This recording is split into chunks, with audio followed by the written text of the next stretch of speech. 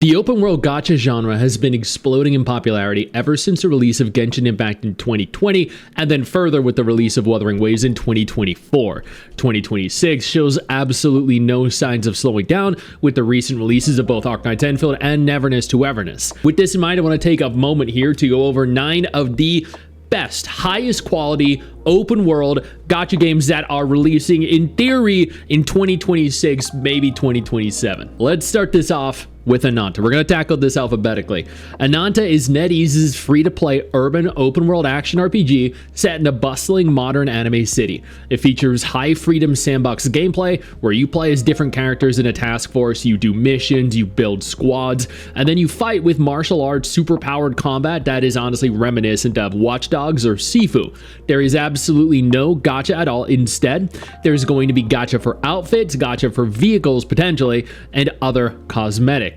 It has a single explorable city, several times larger than Neverness to Everness, with functional scaling of buildings, Spider-Man style traversal, and numerous different vehicles. I actually got to play this at Tokyo Game Show 2025, and it was a lot of fun. It was already relatively polished. There was already a lot of foundation there for the game, and I'm really excited to see ultimately how they go about tackling this unique, specific style of game that is much more anime GTA than anything else available right now. Azur Promilia is an open-world fantasy RPG developed by Azur Lane devs Manju. With heavy creature collecting and companionship mechanics, you'll catch, you'll train, and you'll battle cute fantasy creatures called Kibo in a magical world. It features seamlessly open zones, along with functional ground and aerial mounts.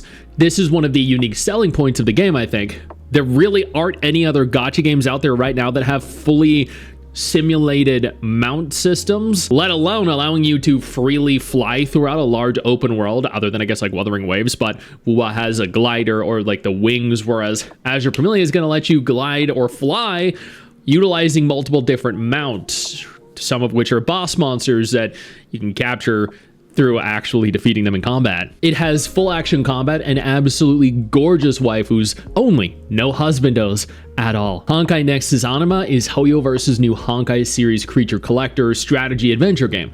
You're a plane hopping traveler who bonds with and then collects cute powerful anima creatures for auto battle or strategy combat and exploration. Much like other Honkai games, Nexus Anima also ties into Honkai lore. Some familiar characters will appear.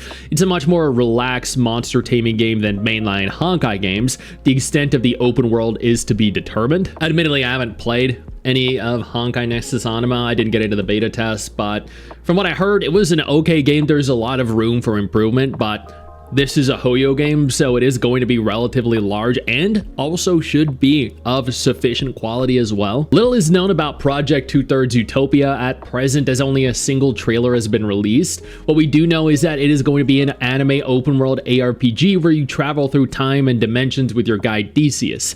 It features shifting between 2D and 3D worlds, rewriting history, and fighting across eras. It's a pretty traditional open world gacha game, which utilizes action combat that also features a heavy time dimension bending theme. Rewinding Cadence is one of the more unique games in this list. It is an open world action RPG built around time loop mechanics and narrative. You rewind cycles to change outcomes in a very story heavy world with branching quests, branching choices, and consequences, all of which utilize D&D style elements, creating stories that are different for every player. It features full action combat, with many people online comparing it to Wuthering Waves in terms of quality. It is developed by Soroasis Studios. This is probably one of the few action gacha games on the immediate horizon that have definitely captured the interest of people all around the world. Yo, I don't mean to interrupt the video, but I need to take a moment here to thank all my incredible patrons over on Patreon whose support continues to allow for me to do regular videos like this every single day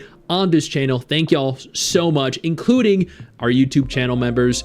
You guys mean the world to me. So do you guys as viewers as well. Now, without further ado, let's continue. Silver Palace is another very unique upcoming gacha game. It's an anime-style open-world action RPG set in a Victorian-inspired steampunk metropolis, powered by a mysterious resource called Silverium. You play as a detective, solving crimes and mysteries amid political intrigue, cults, and factions, while doing flashy combo-based combat with your partners and a very strong focus on parrying, for better or for worse. You can ride your Pegasus mount. I'm sure others are going to be included in the future, but the Pegasus was the only one available during the beta test that we got to play. You can fly through the skies, ride on the ground. This adds additional layers to exploration. As I did note, both Mrs. Stix and I got to play the beta just a few months ago, and it was very polished. There were definitely areas that had room for improvement, but damn, this was a surprisingly polished game that was a lot of fun with a lot of very heavy narrative depth to it. Unending Dawn is an open world action RPG by Parse's Fate Studio, blending open world exploration with Souls-like Elden Ring combat difficulty and depth. It features a much darker post-apocalyptic anime fantasy world full of cursed creatures, brutal fights, and epic atmosphere. Comparatively to the lighter tone a lot of other open world gacha games seem to be providing, it has a more hardcore combat focus than typical gacha ARPGs, which is also a very nice change of pace. There have only been 2 trailers released thus far, which is kind of sad because this game is so unique, feels so unique, looks so good, and it really does have the potential to be a very fun, very different, unique game. Varsapura is a new urban open world action RPG set in a supernatural infused modern metropolis that's heavily inspired by Singapore, complete with recognizable streets, maps, and architecture. You work for a paranormal government agency investigating mind rot phenomena, solving crimes, along with mysteries. It's much like Ananta, much like Neverness to Everness. You explore the world, you can drive, there is platforming, stealth, fast-paced action combat. There was a 31-minute trailer release for the game back several months ago, and man, it actually looked really, really good. Wang Yue is an urban fantasy open-world action RPG developed by Guangzhou Shiwa and Stars Studio, set in a modern Chinese city with fantasy elements in a unique hourglass-shaped world. You'll be able to drive customizable vehicles GTA style, collect an ally with creature companions called moon spirits, stack and build objects Lego style for exploration and puzzles, including your own designed vehicles, and engage in high-freedom sandbox action combat with land and aerial mounts. This is a more extreme version of Neverness to Everness and Ananta, and you know what?